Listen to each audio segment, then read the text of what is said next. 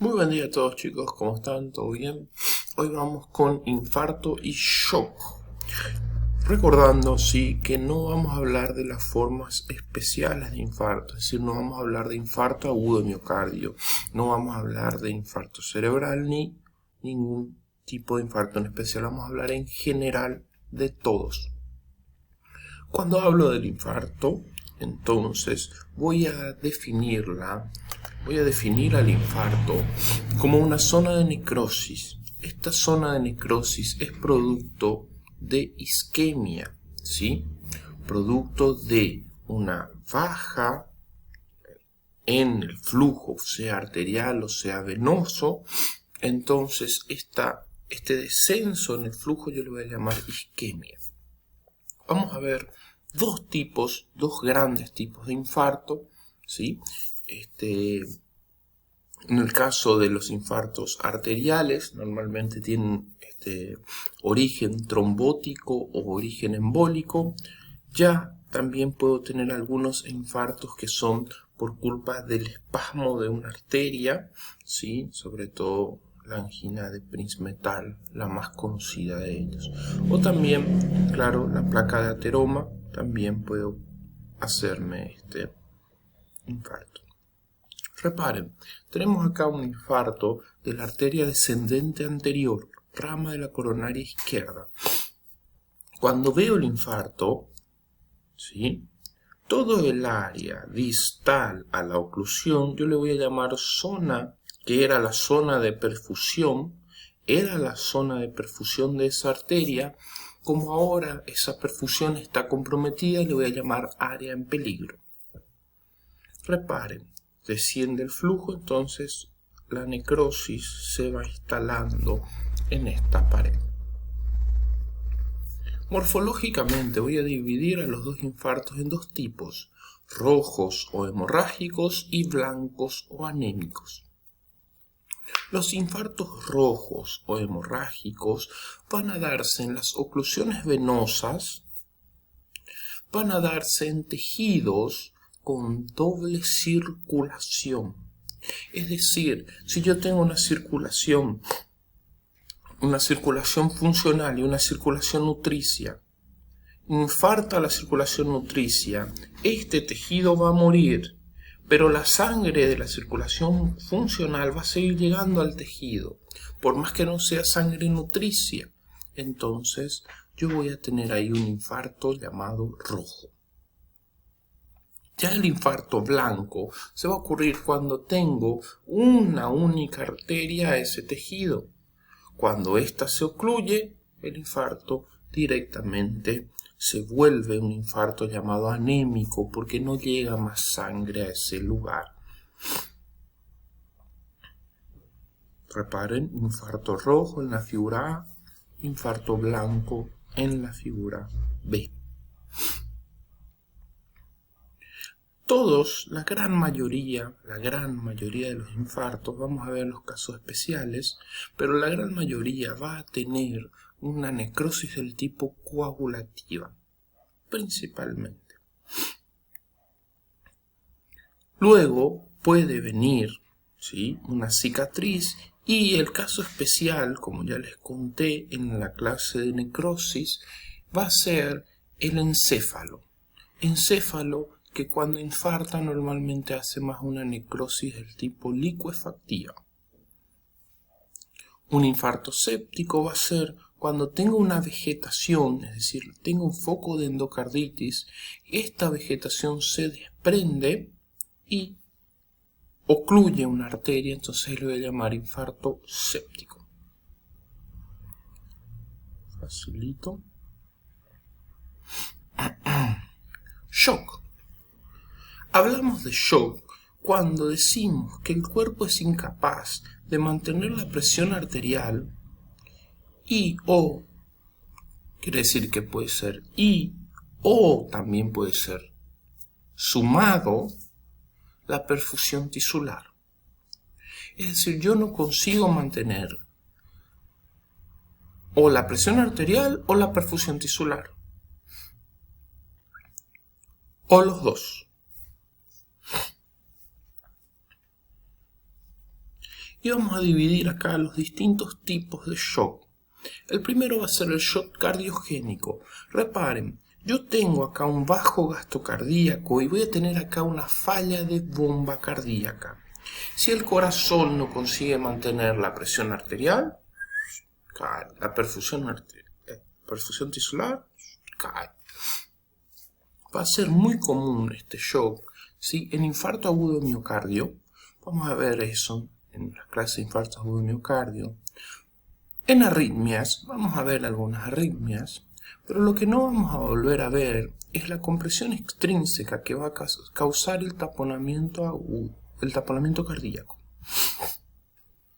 Entonces, taponamiento cardíaco para infarto agudo de miocardio, taponamiento cardíaco para shock cardiogénico, me va a producir una pequeña triada que va a ser la famosa triada de Beck.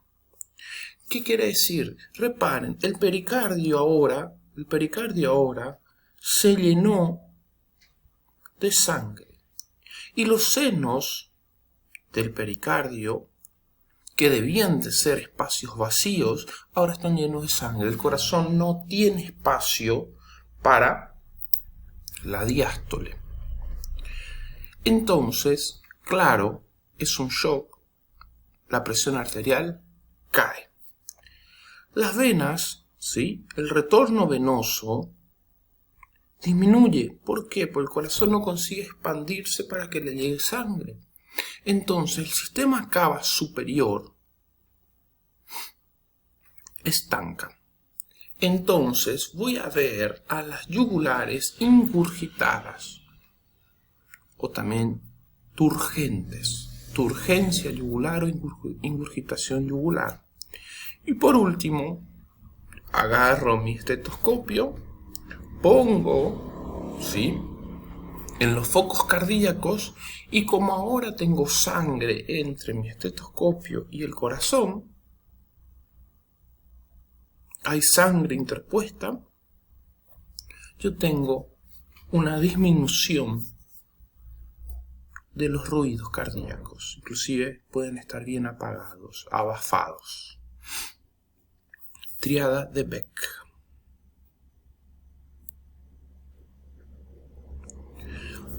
Otro shock va a ser el shock hipovolémico.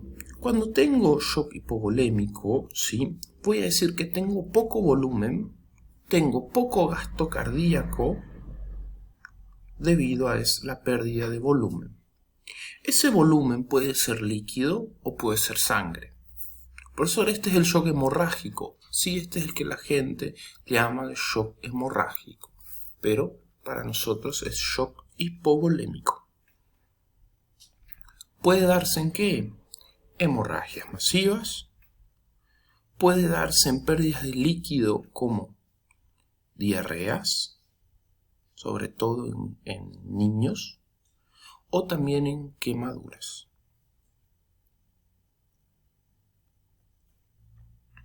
Voy a hablar después de nuevo del shock hipovolémico y también voy a hablar más después de este shock séptico. No se apuren. El shock séptico va a ser una gran vasodilatación que lo que va a ocurrir es que la sangre se estanque en la periferia. Va a ser una reacción inmunitaria en contra de bacterias u hongos. Vamos a ver, inclusive ya vimos las clases anteriores, una de las complicaciones más temidas del shock séptico, que va a ser la coagulación intravascular diseminada.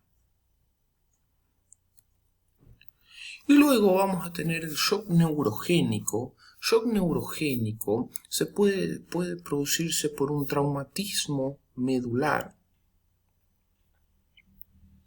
o en el caso de un accidente anestésico.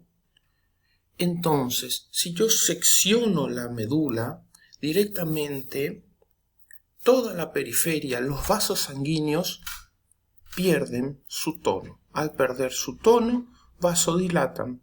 Si vasodilatan, la PA cae. shock anafiláctico, también va a ocurrir lo mismo, una gran vasodilatación sistémica con caída de la presión arterial, pero acá se va a deber una reacción de hipersensibilidad mediada por la inmunoglobulina E.